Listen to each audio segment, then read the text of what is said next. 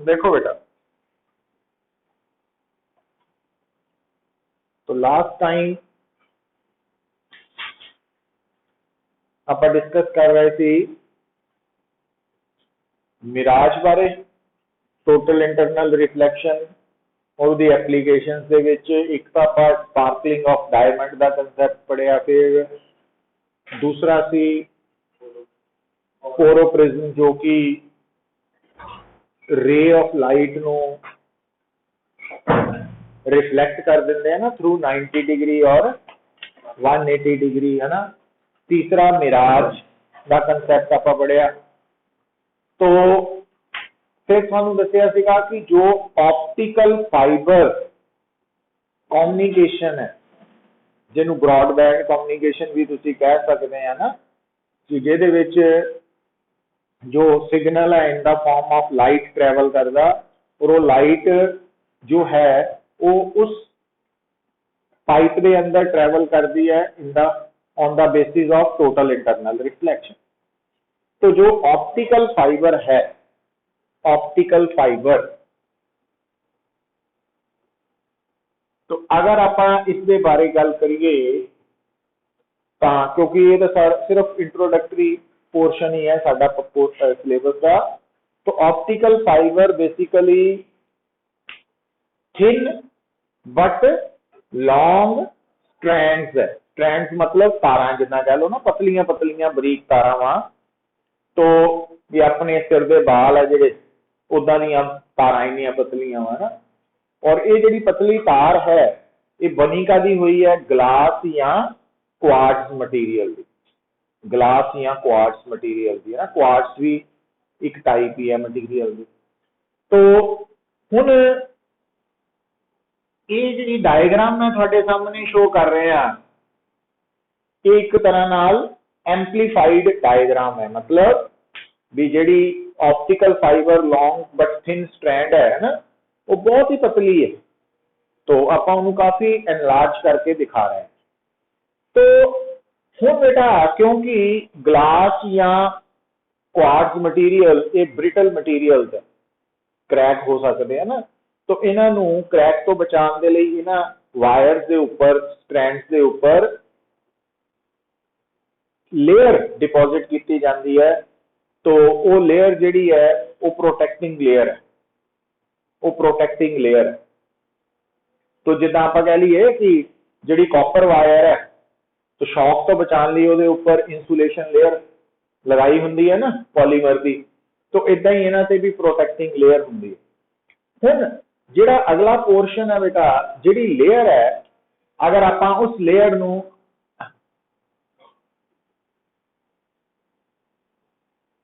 तो इस लेयर नूं असीं कहने आ क्लैडिंग। तो एक क्लैडिंग है वर्ड यूज करते हैं ना, और आ कोर है। हुण बेटा जिहड़ा साडा कोर है, इहदे विच लाइट ने ट्रैवल करना on the basis of total internal reflection. तो टोटल इंटरनल रिफ्लैक्शन के लिए ये जरूरी है कि ray of light must be incident from denser to rare. मतलब कोर डेंसर होना चाहिए, उहदे मुकाबले क्लैडिंग रेयर होनी चाहिए। इसका मतलब अगर कोर ते क्लैडिंग ता μ2 μ1 तो ज्यादा होएगा ना, डेंसर मीडियम का रिफ्रैक्टिव इंडेक्स ज्यादा होंगे रेयर नालों। हुण जदों तुहाडे सामने आ रे ऑफ लाइट है ये एंटर कर रही है, तो ईवन आ भी एयर है, आ एयर है, तो आ रेयर है, आह डेंसर है। तो इस केस च बेटा रे ऑफ लाइट जदों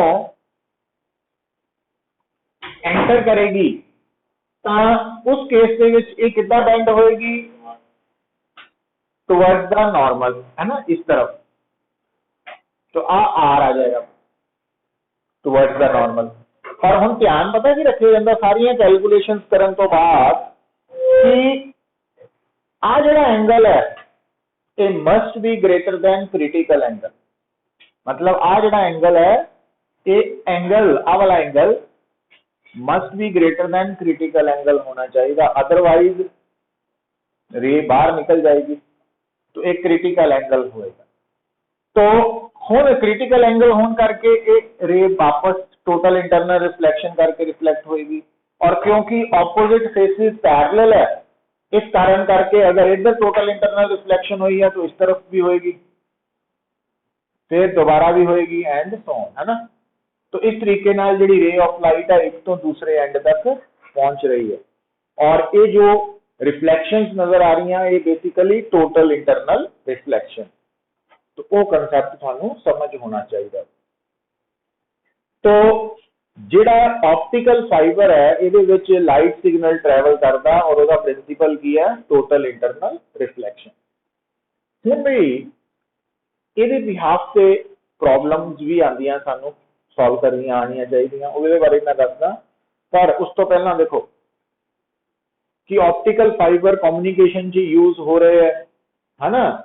जे आपां मैडिकल फील्ड की गल करिए एंडोस्कोपी लई भी यूज हो रहे हैं, मशीनरी के डिफरेंट पार्ट्स नूं जिथे कि नॉर्मली कोई लिविंग ऑब्जेक्ट नहीं पहुंच सकता उत्थे भी कैमराज नूं पहुंचा के वायर के थ्रू, है ना, ऑप्टिकल फाइबर के थ्रू इमेज ट्रांसफर की जाती है।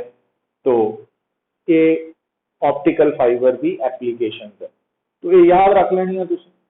पर हुण जिहड़ी गल मैं तुहाडे नाल आपां शेयर करन लगे हां कि प्रॉब्लम किद्दां सॉल्व करी दी है, तो देखो बेटा गल नूं समझो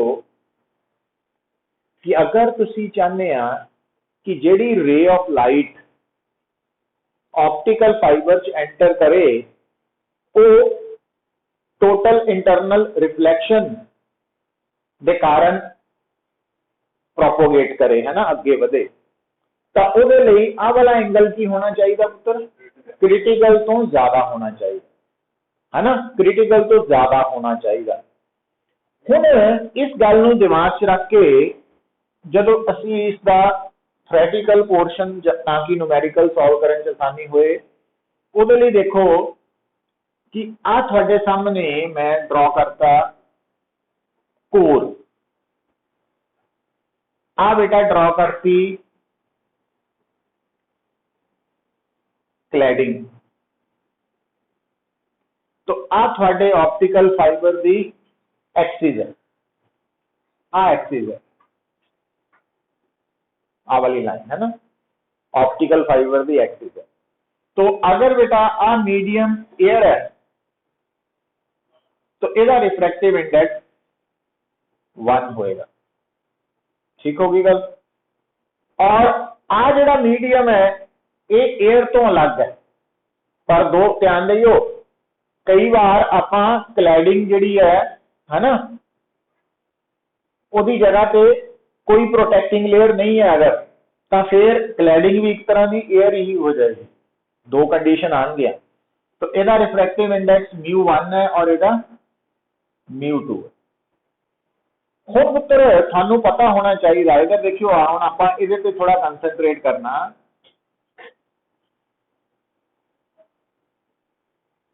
तो अगर तुसी चाहते हैं कि रे टोटल इंटरनल रिफ्लेक्शन सफर करे with in the core of fibre, तो आ एंगल घट्टो घट कितना होना चाहिए, थ्योरेटिकली सी दे बराबर। वैसे तो सी तो ज्यादा होना चाहिए, पर घट्टो घट कितना होना चाहिए, सी दे बराबर, जे आप थ्योरेटिकली गल करिए ना, अदरवाइज थोड़ा जिहा ज्यादा ही होना चाहिए वा प्रैक्टिकली। तो आ एंगल की है 90 डिग्री, ते आ एंगल आर है। ते आर क्यों मैं कहा, क्योंकि इधरों रे एंटर की है ना, तो आ आई है तो आ आर, ठीक है। हुण ध्यान दियो पुत्र आ जिहड़ा पॉइंट ओ है, क्या तुसी इत्थे स्नेल्स लॉ अप्लाई कर सकते हैं at point O using Snell's law, the sine i by sin r is equal to μ2 by 1, पता लग गया क्यों? Refractive index of refracted medium with respect to incident medium.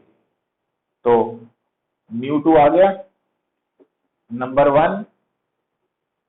अच्छा हुण बेटा क्या तुसी क्रिटिकल एंगल की एक्सप्रैशन नूं दस सकते हैं?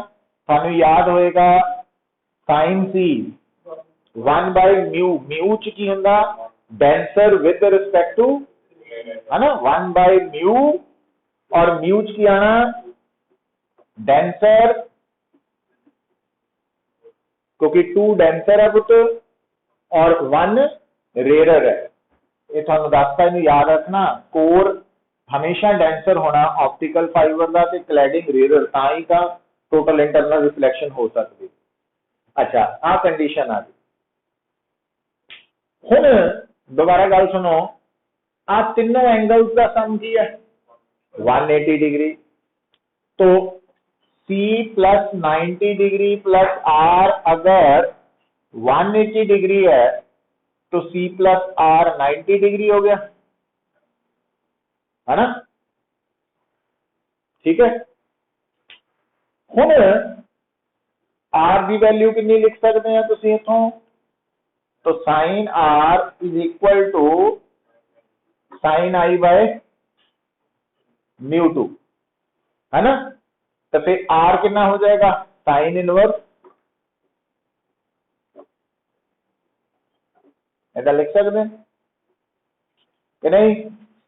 तो R की वैल्यू इतने पुट करिए, तो C प्लस साइन इनवर्स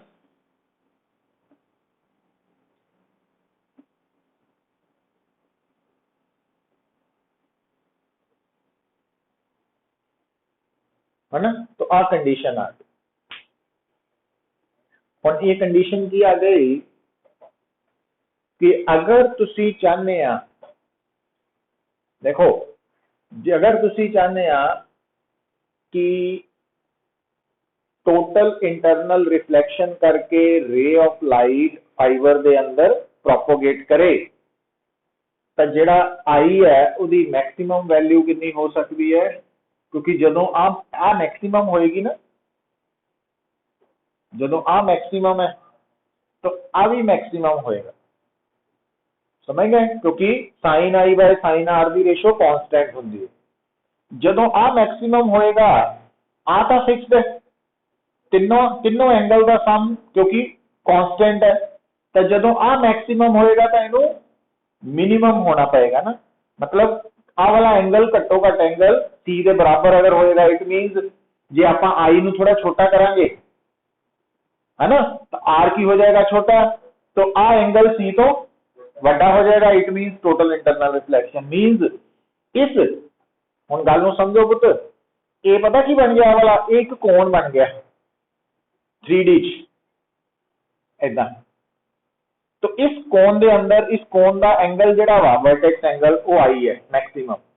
तो इस एंगल दे अंदर अंदर जिन्नियां भी रेज एंटर करनगियां बाहरों, वो सारियां टोटल इंटरनल रिफ्लैक्शन करके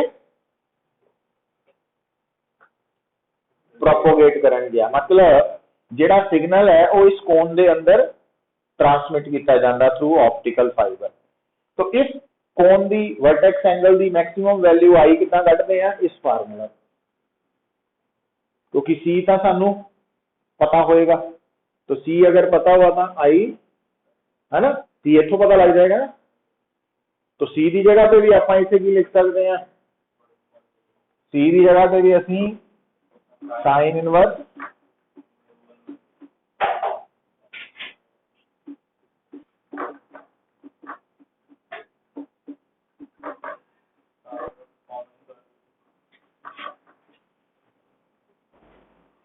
इनू सॉल्व कर सकते हैं ना, इनू π/2 च भी ले आ सकते हैं।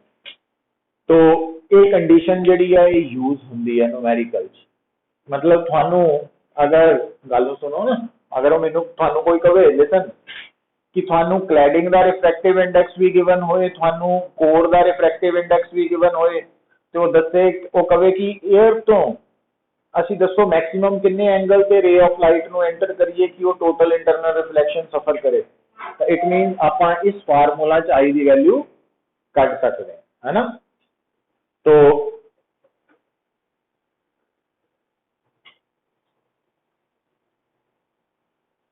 क्योंकि जो एंगल सी है ना, तो आर मैक्सिमम है तो आई भी मैक्सिमम।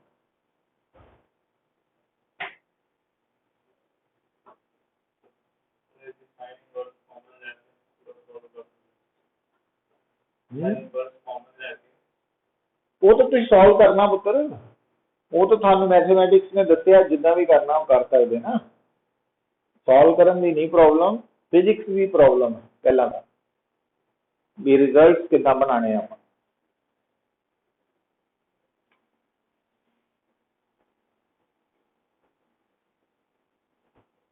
लक्ष्य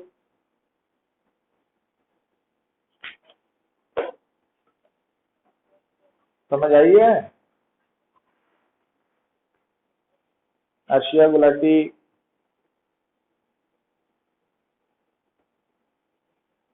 Arshia Garg.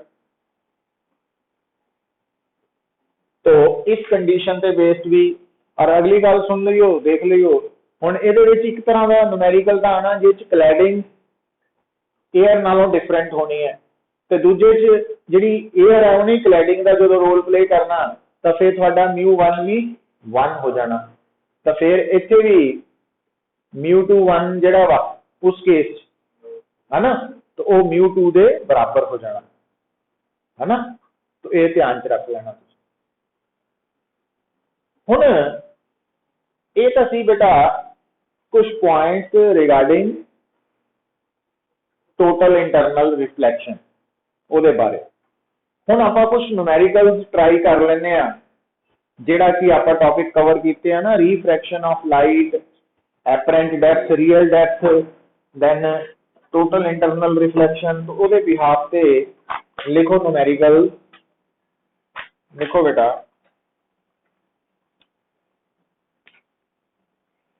Light of wavelength. First numerical लिख लो, light of wavelength 4500 angstrom,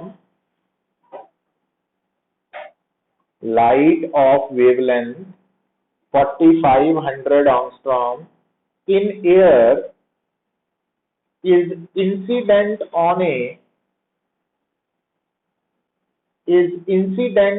a plane boundary between air and another medium, is incident on a plane boundary between air and another medium at an angle 30 degree with the plane of boundary.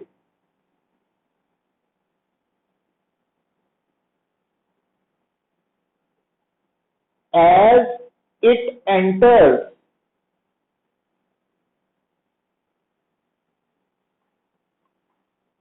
it deviates by 15 degree. As it enters it deviates by 15 degree towards the normal.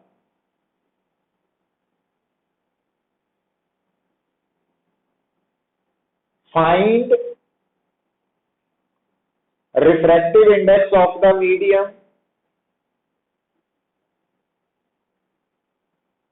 and also the wavelength of given light in the medium.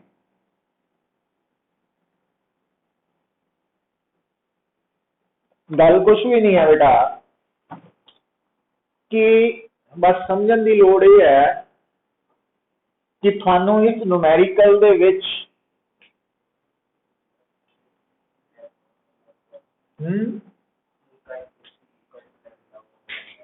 हाँ देखो पुत्र, आ plane boundary है, आ air है, आ medium है,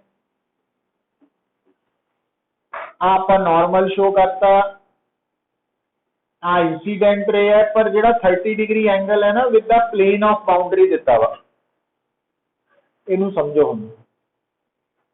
हुण plane of boundary का मतलब जिहड़ा तुहाडा एंगल ऑफ इंसीडेंस है वो 60 डिग्री है।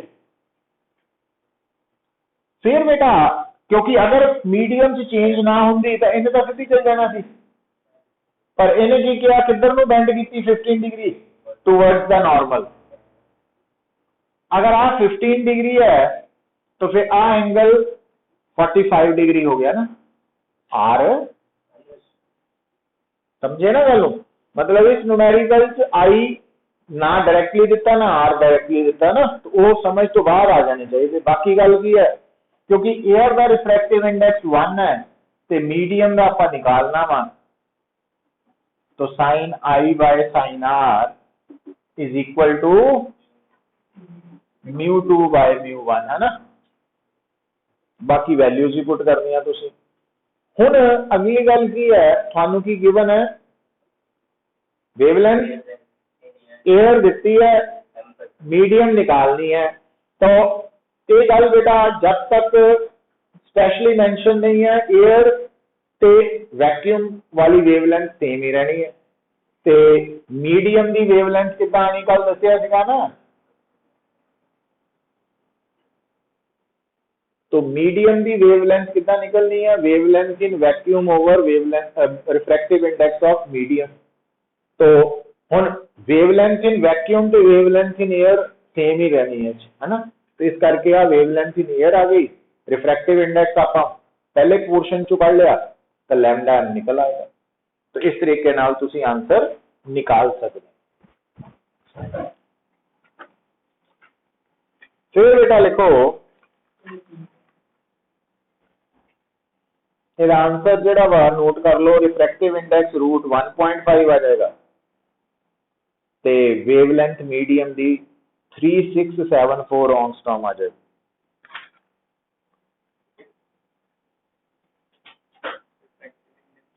Root 1.5 root 1.5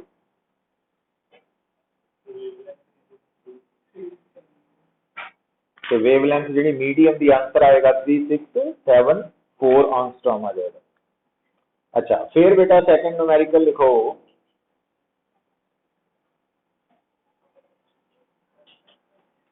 two millimetre thickness of a medium, 2 millimeter thickness of a medium X, 2 millimeter thickness of a medium X has 1800 more wavelength of yellow light than in equal thickness of air, than in equal thickness of air. Wavelength of yellow light in air being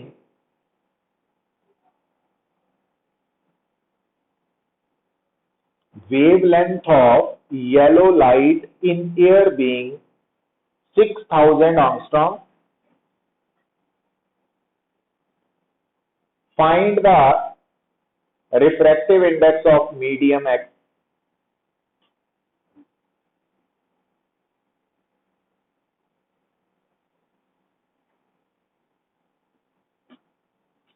गल फिर देखो बेटा, हुण इहदे विच तुहाडे सामने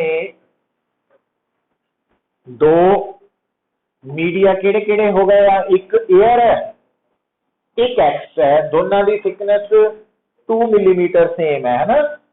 तो आ मैं डायग्राम बना के आप बैटर वे गल समझ सकते हैं भी आ थिकनेस टी है एयर ते आ थिकनेस टी है एक्स। तो ये अंदर वेवलेंथ लैम्डा है, ये अंदर लैम्डा एम, ठीक है। अच्छा हुण देखो एक्चुअली एक वेव की लेंथ नू वेवलेंथ कहने, तो यदा मतलब अगर एक वेव की लेंथ लैम्डा है तो थिकनेस टी दे विच कितनियां वेव्स होणगियां, नंबर कढ सकते हैं, number of waves T by lambda कि नहीं, समझ आई गल यूनिटरी मैथड। अच्छा ये फिर number of wave T by lambda M. हुण आ वाली नंबर ऑफ वेव ये नालों 1800 ज्यादा वा, है ना। मतलब आ जी नंबर ऑफ वेव्स है ना टी बाय लैम्डा एम, वो टी बाय लैम्डा प्लस 1800 है। समझ आई गल, है ना। हुण पुत्र लैम्डा की वैल्यू 6000 ऑंगस्ट्रॉम दी है, मतलब 6 × 10⁻⁻7 मीटर, और थिकनेस भी थानू दी हुई है कि 2 × 10⁻³ मीटर। इट मीन आ वैल्यू निकल आएगी पूरी, आ भी पता है तो लैम्डा एम निकल आएगा। तो फिर रिफ्रैक्टिव इंडेक्स की है लैम्डा बाय लैम्डा एम, है ना। इदा स्टेप्स नू जोड़ना पड़ेगा तुहानू।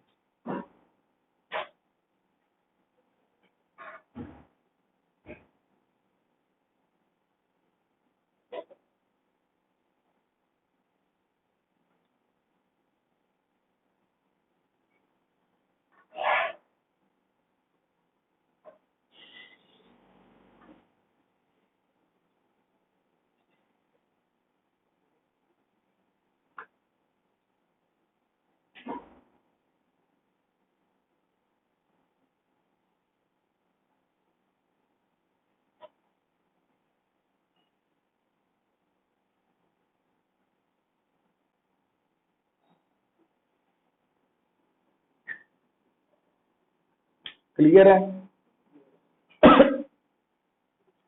फिर देखो बेटा,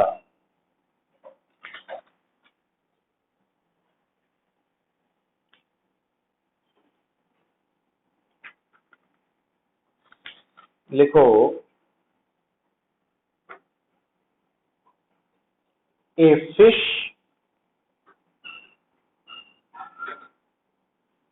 rising vertically to the surface of water,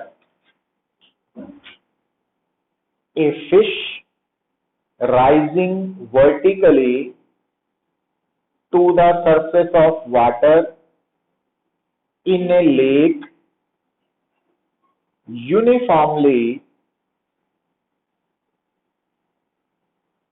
at the rate of 3 meter per second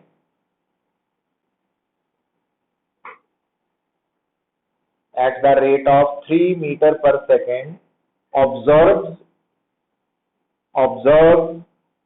a kingfisher पक्षी है ना जड़ा फिश खांदा, diving observes a kingfisher diving vertically towards the water at a rate of 9 meter per second vertically above it.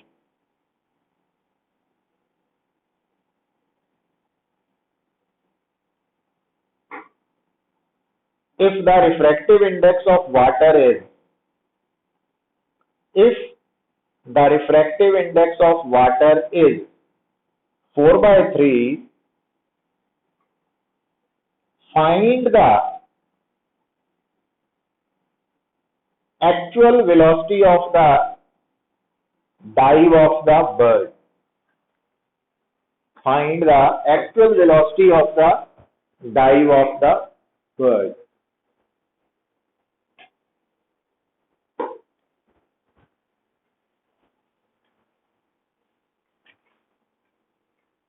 देखो बेटा